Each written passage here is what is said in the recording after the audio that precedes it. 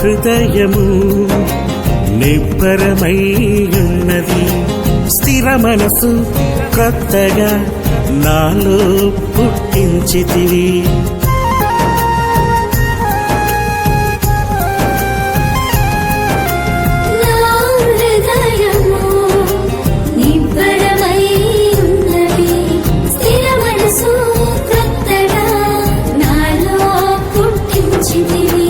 అడుగులు జారకుండా నిలిపితివి,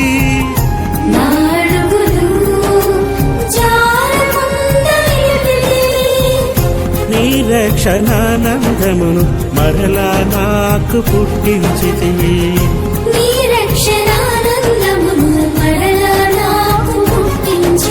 స్మరించి తరించి నీ స్తుతించెదను.